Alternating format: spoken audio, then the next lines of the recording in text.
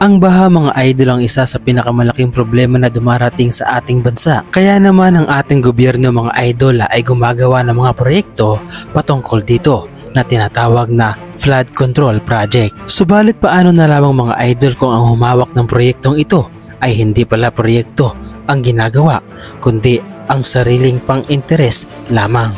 At habang ang ating mga kababayan mga idol ay nagdaranas ng matinding pagbaha sa anumang sulok ng bansa, ay ano na lamang kaya nga mga idol ang kanilang mararamdaman kung kanilang malaman na ang proyektong sana ay mapapakinabangan ng taong bayan ay hindi pala nila nararamdaman dahil ang proyektong ito ay hindi pala talaga ginagawa. Dahil ang mismong kontraktor pala mga idol ng proyektong flood control ay iba pala mga idol ang pinagkakabalahan at pangsariling interes lamang ang inaatupag.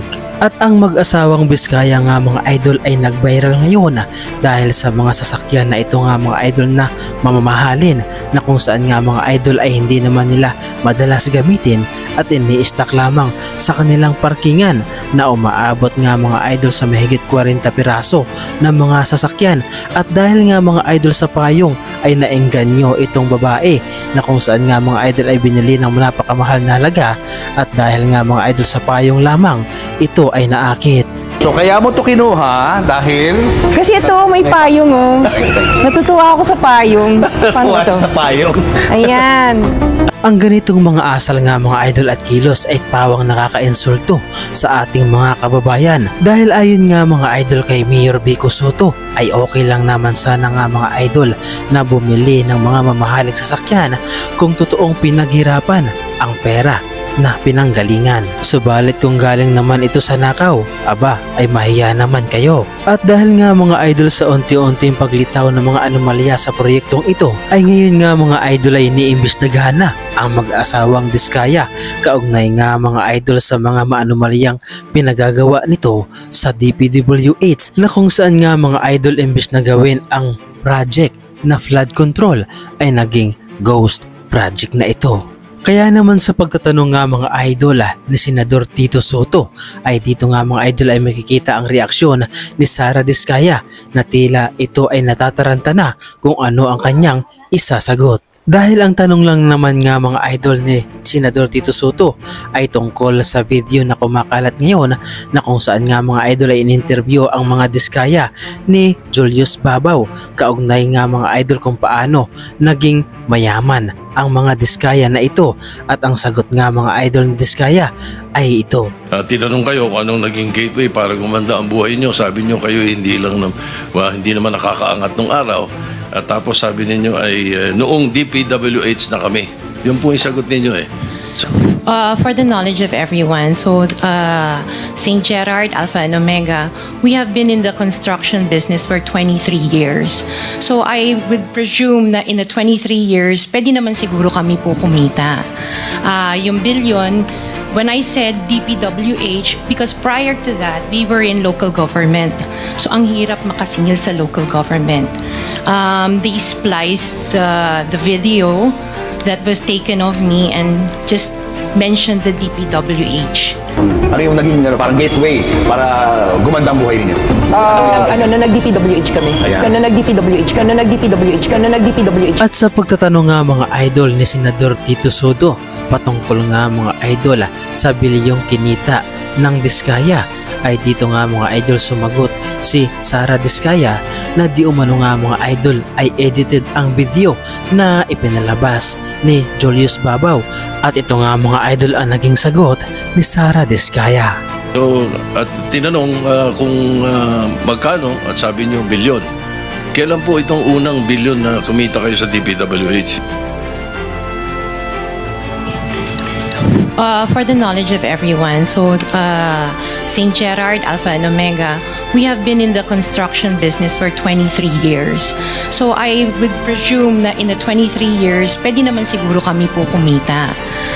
Yung billion, when I said DPWH, because prior to that, we were in local government. So ang hirap makasingil sa local government. They spliced the video that was taken of me and just mentioned the DPWH. So, contractor na po kami for 23 years. So you're saying that the television station and the persons interviewing you edited your answers? I think so, sir, kasi I did mention that I was doing local government as well as private po. Ano yung naging parang gateway para gumanda ang buhay ninyo? nag-DPWH kami. Ayan. nag-DPWH. At maging si Senador Bato de la Rosa nga mga idol ay na-curious na rin kung paano nga mga idol yumaman ang pamilyang Diskaya sa pamamagitan ng pagtatrabaho sa DPWH. Kaya naman si Bato de la Rosa nga mga idol ay nagtanong din kung anong taon nagsimula ang pamilyang Diskaya sa pangongontrata at kung anong taon din nga mga idol ang mga ito nagsimulang magtrabaho sa DPWH. At ito nga mga idol ang mga naging tagpo. Very clear man yun sa video na sinabi mo. Kung kailan kayo kumita ng malaki, sabi mo, noong nag-DPWH na kami. Ngayon, gusto mong i-attribute yung wealth ninyo going back noon pa sa tatay mo, nung nagsimula kayo ganon. Pero very clear, the video won't lie. Sinabi mo, noong nag-DPWH na kami. Yes po. So, kailan ba kayo nag-DPWH?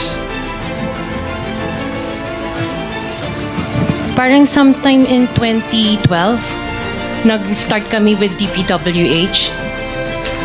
Can you be definite with your answer? Parang 2012? Oh, please, because you're under oath, please. Yes po. Make sure of your answers. Sometime in 2012, we started with DPWH.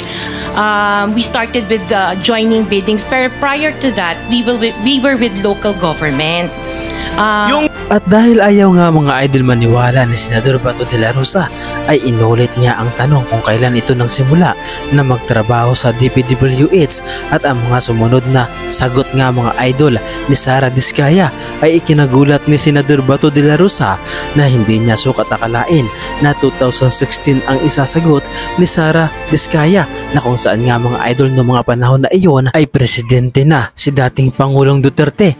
Kaya naman ito ay bigla na lamang nanahimik at tinigil na niya ang kanyang tanong. Narito ang video. Yung mga flood control projects, kailan kayo nag-engage ng flood control projects sa DPWH? Siguro mga 2016 onwards. Please make sure of your answer. Yes po, 2016 onwards po. 2016 onwards? Yes po. 2016 onwards. May follow-up Yes, ka sir. ba? Okay. Go ahead, sir. Go ahead. Alright. Natin isang tabi ang katotohanan na sila ang isa sa mga paboritong kontratista noong panahon ni Duterte. Post 2016, sila sumabak sa DPWH at doon nagsimulang yumaman, nakakupo ng bilyon-bilyong government contracts. Ngayon, ang kanilang mahigit 40 luxury car collection ay nagparamdam sa mga Pilipino kung gaano tayo kahirap. Oo, nagagamit niyo ba lahat yan? Yun, hindi na nga. Hindi na nga, kasi dami. Yung iba, pinapagamit namin sa mga bata as panghatid sa Yung school. hatid sa school yung mga bata.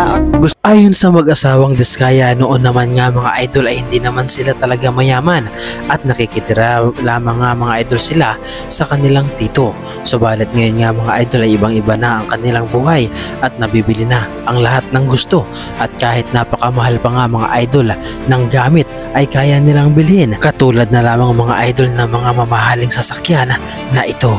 Sila. Ito yung sports niya. Civic Navigator, GMC Denali, Grand Wagoneer, pinaship ko from the US, Suburban, Alphard, Dodge Ram, Tundra, Toyota Sequoia, the TRD Pro, Capstone yung high-end niya, yung X5, F-Pace, Altera, GLS, Volvo XC90, and this is the autobiography Range Rover, the Evoque, Defender, not yung LM, yung Lexus, yung LC. Ito ang totoong nangyayari nga mga idol sa ating bansang Pilipinas, habang ang ating mga kababayan nga mga idol ay nagdaranas sa mga matinding pagbaha, at habang ang mga proyektong sana ay nagagawa na ay hindi pala talaga ginagawa.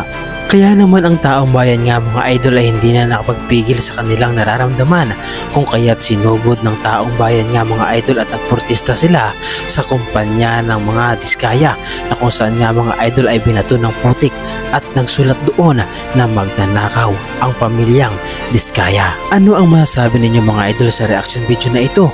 Ibahagi mo naman mga idol ang inyong reaksyon at opinyon sa ating comment section.